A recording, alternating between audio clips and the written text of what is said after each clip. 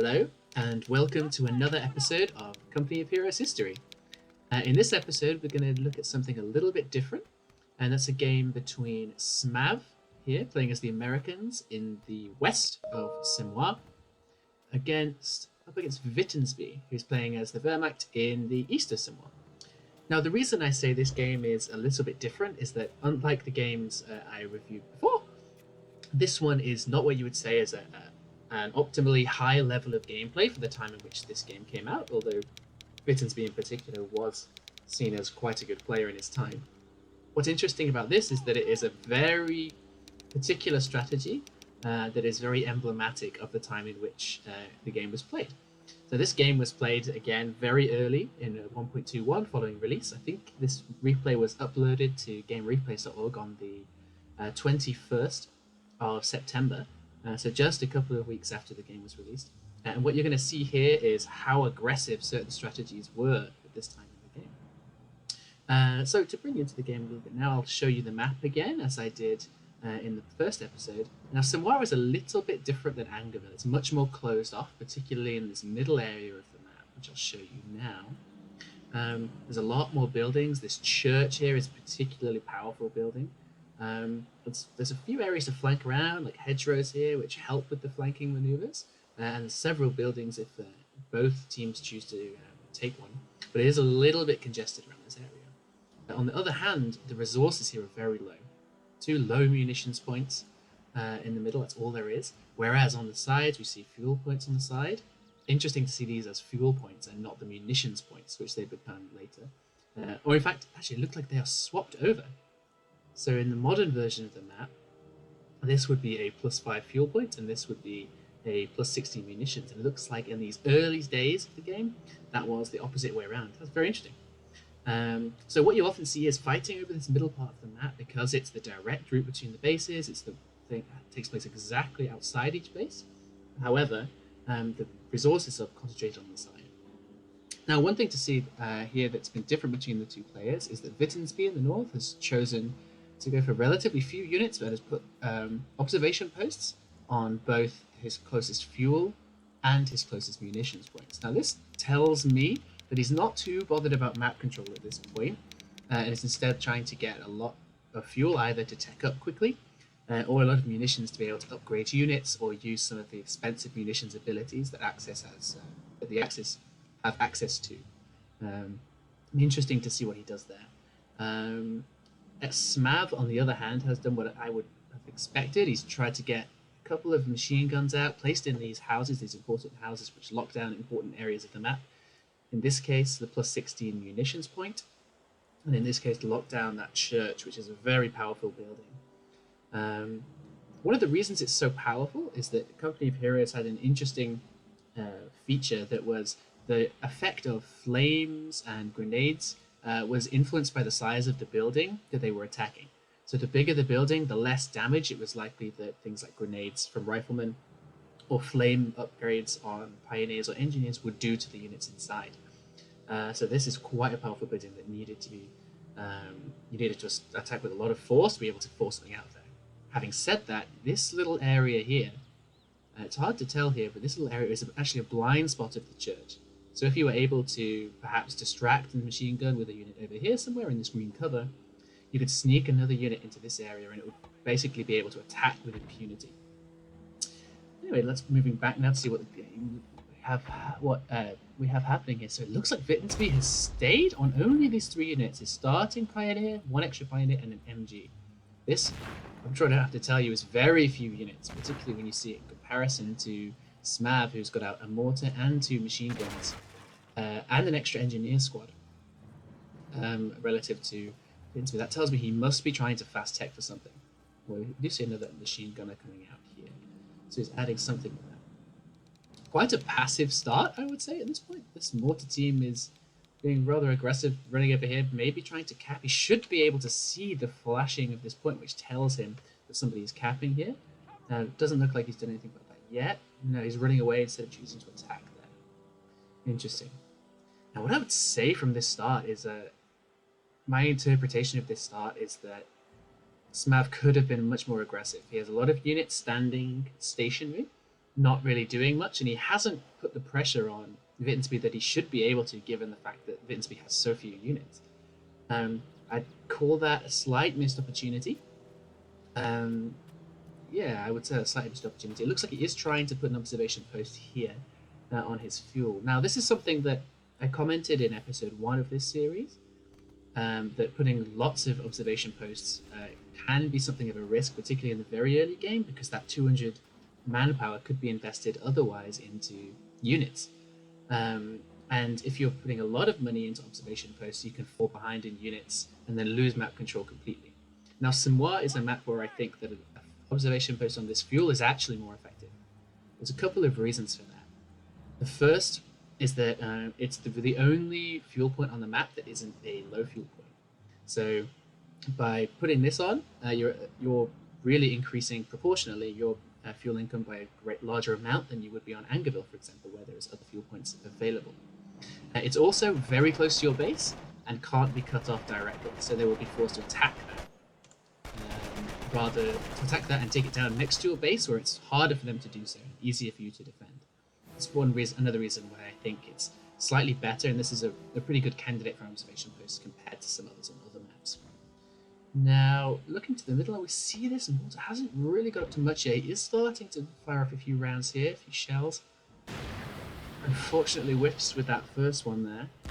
Second one, a little closer, does a little bit of damage, but not doing a great deal. Oh, that's a little bit closer. One model goes down. It looks like, yeah, that's a squad wipe there. Very expensive for Vitensby, who looks like he's going for tier 2. Now, this was in the early days of the Company of Heroes. This was a somewhat, I wouldn't say a rare move, but it wasn't what most people were going for. Most people were going for tier 3, but I think I'll have to come back to that because there's something going on here. The Smav is now approaching Vitensby's base with 2 engineer squads equipped with flamers, which are able to damage buildings, and an MG, which will help with pinning any units that Vitensby tries to retreat. Oh, and he's placing demo charges. The demo charges is an upgrade from the headquarters, and allow you to attack buildings. If any units are stationary, like if any buildings are stationary like this, you can place it on the building, move away with your engineers, and explode it. Now, this is a very powerful rush bit, so you have to be careful. He has one advantage, that he's been able to retreat some MGs, which he can place in his HQ, which is a garrisonable build. Is he going to be able to save the Krieg barracks, though? It looks like it's going to be tight. It's going for a Grenadier squad. Grenadiers running away. I would move those engineers too if I was people. Okay, so the Krieg's barracks goes down. It's going to be a lot of investment that Vitensby's going to have to do to sort of rebuild his infrastructure back in the base. He hasn't taken any squad casualties by the looks of things, so that's a good thing. But yeah, that's a huge investment in buildings that he's put in that he's now lost. He's going to have to rebuild that Krieg's barracks back in the back of his base. In the meantime, Smav has also used his mortar to decap this point, which means that this entire right-hand side of the map, or south of the map, I suppose, including the observation post that Vitensby put on his munitions, has been lost to him now. Now, this is really suboptimal. It's a lot of investment and a lot of time capping that he's now lost. Simultaneously, it looks as though, if we move to the north, it looks as though Vitensby is in some danger of losing his observation post. Now, he has the advantage that these engineers here, are not upgraded with the flamers, so it'll take him a long time to destroy this. Oh, but he's actually going for the demo charges to take that out. Demo charges are quite expensive. There are a lot of munitions. So this is an expensive strategy for sure. But if he's able to decap that, it will really slow down any teching efforts that he wants to go for. In the meantime, Vitensby's set up a couple of machine guns here to try and protect this Krieg's barracks. Although the mortar here moving forward will possibly be able to do some damage to them. Smav is able to scout out where they are.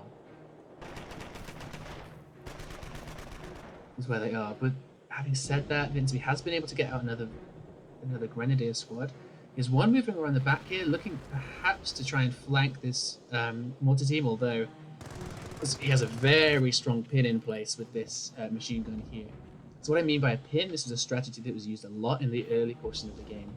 It's by occupying this building with an MG and having another MG here. Vitensby is, to all intents and purposes, pinned inside his base. He's not able to leave it easily and get out onto the map. It's one very easy way of guaranteeing a lot of map control with just a couple of offensive units. Now, having said that, if I can show the minimap very quickly, the rest of the map is completely undefended. So if Vitensby is able to break this pin, whether by killing the units or just bypassing them in some way, he will have complete access to the rest of the map and will be able to cap, decap as he sees fit. Now, it looks like we have some building going on in Smav's base. He's going for a tank depot, in fact, so he's gone straight to tier 3. That's interesting given that this is not a particularly high fuel map. Like I mentioned before, he only has access to this one point here and another up here. It's only a low fuel point. So he's not going to be able to spam out a lot of tanks very quickly. But obviously in this situation, a single tank could be fine. Now Vitensby, as Smav dropped in some airborne troops in around his base here, Vitensby has gone for a half-track. So the advantage of a half-track is, although the allied heavy machine gun is able to use its armor-piercing ability to do some damage to light vehicles, such as the half-track, it isn't able to do it, to put out the DPS necessary to stop this. So Vitensby's just been able to run straight through there, and he's broken the pin, as I was discussing before. Now he has a few options here. He can try and use these units to decap the map and get back a little bit of map control, or he can do what it seems like he may be doing, which is going on the aggressive. Making a beeline straight for Vitensby's base here. Now, that is a real worry. We know there's some grenadiers in there, we know there's a couple of MGs he has access to. If those grenadiers have been upgraded at all with Panzerschrecks, they can start to do a lot of damage to the base buildings here. And so it transpires. He can swing station. Goes for the weapon support center first, but now he started to focus far on this tank depot. Is Smav going to be able to get out his Sherman before this? No, absolutely not. Looking at the damage being done by these grenadiers and the Panzerschrecks, that is a real problem. There's a lot of investment. It costs, I believe, 90 fuel to get the tank depot down on the field, as well as the manpower investment that's necessary as well. And now, having lost that, looked like the mortar was able to do some damage here. He has double vet on this mortar now, so it looks like he may have taken out an entire grenadier squad. Oh no, the two squads are still there, and they still have the full 2 Panzerschrecks each, although one squad does go down there. Now that is an opportunity for the airborne. If they're able to run over there and pick up that Panzerschreck, that could be a real turnaround. They'll be able to take out this half-track. It looks like, on the other hand, he may be trying to upgrade to recoilless rifles, which is an upgrade for the airborne infantry that allows them to attack and actually do rather a lot of damage to light vehicles such as this. There we go. There's the recoilless rifles coming in now. Vitensby has done an enormous amount of damage here. Smav isn't going to be able to use... Smav isn't going to be able to build any new units out of his base building, so he is going to be relying on airborne infantry and the units he already has on the map at this point. Airborne infantry are particularly expensive, although they are very powerful. Are a very expensive unit to build, so that is not ideal, to be sure. Now, one thing to note here is that Vitensby's grenadiers dropped 2 Panzerschrecks in the base here, and one of the airborne infantry squads has not got any recoilless rifles on it, so he's actually able to pick up both of these Panzerschrecks and really add a great deal to their anti-vehicle power. That's something I would be looking at if I was Vitensby at this point. At the same time, though, he hasn't been able, with this attack, as effective as it was in destroying base buildings, he hasn't been able to break the pin that Smav has on the map. Smav currently has secured every single point on the map, apart from this plus 16, which he'll have shortly. This plus 5 in the corner, which isn't getting any resources for Vitensby anyway, given the fact he's cut off. And this plus 18 in the corner, which is still bringing in a nice bit of resources. Now, it looks to me as though Vitensby is going for a take 2 of this strategy. He's retreated some of his grenadier squads and built a couple of new ones, and it looks like he's upgrading again with the Panzerschrecks, ready to get into this half-track and make another run for the base. Now, something to note here is that as you saw before, those Panzer Strikes do a lot of damage to base buildings.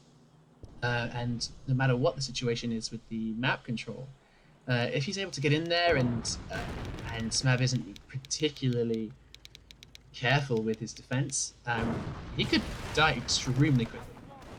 This AT gun is not going to do a great deal of damage to the HQ. It does some, but it's certainly not highly effective against base buildings in the same way that Panzer Strikes are to the Axis base. Having said that, it looks like he is going to lose this AT gun here. Just push out with the Grenadiers. It looks like it's going to be cleaning up at least within the base itself. Oh, here comes the airborne infantry though. They really have the potential to take out this half-track very quickly if Vitensby isn't careful. He has a difficult decision to make here. Does he prioritize his defense and try and stop the airborne infantry from taking out his base, or does he try and move forward and take out the base, which looked like it was going to be a strategy. At this stage, it looks like he's prioritizing the defense. He has another heavy machine gun here, which as soon as this fire-up ability from the airborne infantry stops, he will be able to pin them. And these airborne infantry are getting very low, and there are very expensive units to reinforce. I would be getting out of there sharpish. Does not want to lose these squads, particularly the ones with the Panzer Strikes on them. That's such a great advantage to have. Oh, retreat. Oh, drop spawn Panzer Strike. Oof, that's very unfortunate. I mean, he does keep the two squads alive, which is a positive, but he lost a lot of units there. Maybe a retreat could have been more effective. He's got so much map control. He must have all the resources in the world. He didn't necessarily need to stay there and keep in that fight. Equally, he's going to need some units back in his base if Vitensby is going to do what I think he's going to do. Couple of Grenadier squads in his base at this point could be incredibly effective. Now, this looks like Smav has used a really interesting ability, which is one of the abilities late in the airborne company tree, which is the supply drop, which drops you off some munitions, some fuel, and a single heavy machine gun, a single mortar that can be manned by your units, which then can then be reinforced. And it's a really effective way and a cost-effective way of getting a couple more support units on the field in time. That's a really effective and I think underused part of the airborne tree. Vitensby very defensive at this point. Looks like he's garrisoned those Grenadiers in there, so if I was Smav, I'd be expecting the Hail Mary at this point. A really easy way to stop this would have been to lay a couple of mines on this bridge here, maybe a couple on this bridge here as well, and Vitensby wouldn't be able to do this cheeky run by. It looks like he has planned here. Heavy machine gun doesn't activate the heavy machine gun, the armor piercing rounds, so that's not going to be any help in stopping this half track.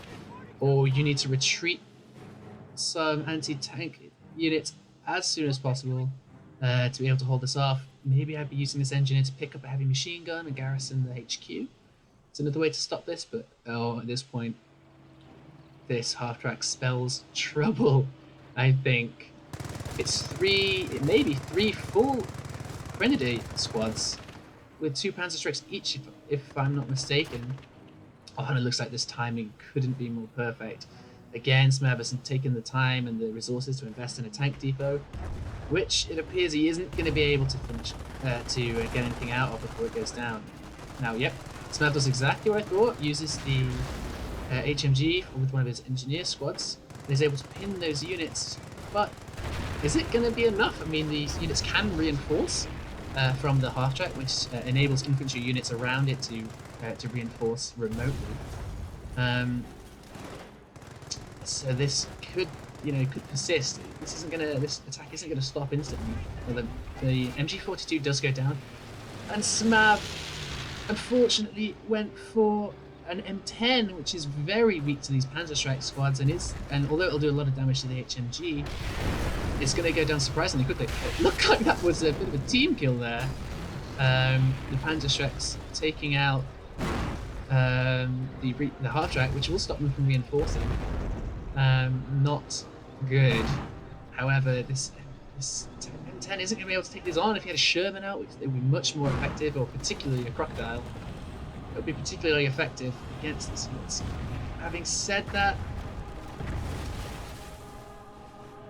this single infantry model here is really going to struggle to do it. Well, it's going to go down very quickly if it gets under attack at any one time. Looks like Vitensby is opting to focus on taking out this tank depot again.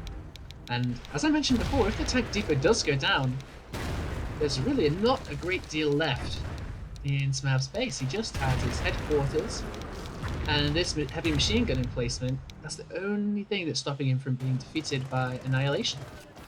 Vitensby looks like he wants to try and take this out if he's able to get a grip. Oh, with a strafing run! The Airborne Company strafing run comes in and takes out those last Grenadier squads. So it looks like this could be all over now as the M10 approaches Smav's base. He has a Pak 38 AT gun in his base helping to take on this M10 tank destroyer. I think the tank destroyer will go down. With the addition of some airborne infantry as well, this really looks like it might be the end for Vitensby. A very nice attempt and some very powerful raids, but I think he just missed a little bit of finesse that those need to go off more effectively, and I think we're probably looking at just a matter of time before it's game over. But in the meantime, we'll just keep looking and see how he tries to deal with this. Nice micro on the M10, managing to stay out of the cone of fire of the Pak 38 AT gun. Very nice. Oh, he also throws a satchel charge there, which is essentially like a very expensive, very powerful grenade with a longer fuse. So the standard grenades in the game have a very short fuse of only a second or two. Oh, here comes another aircraft, another strafing run there. Not only does it take out the Grenadier squad and do some damage to the mortar team, it also explodes the Pak gun that was landing there. So that's quite an effective use of the strafing run there. The Krieg's barracks goes down now. I really think that Vitensby will be leaving this game very shortly. The M10, which I mean I was doubting earlier, but it seems like it's done a pretty nice job taking out the base. And now it's just a case of how long will it take Smav to take out the base buildings and bring about the end of the game. Now, as this is kind of coming to a close at its own speed, I'll tell you a little bit more about the strategy we saw today. In the early days of Company of Heroes, in the late beta, and then moving into the early post-release days, half-track rushes like this were very popular. I think lots of different people claim that they've sort of originated the strategy, but I didn't really like to get drawn into those debates. Certainly players like Vitensby, players like Bent Guru, who was another very high-level player in the early days of the game, used this regularly and to great effect.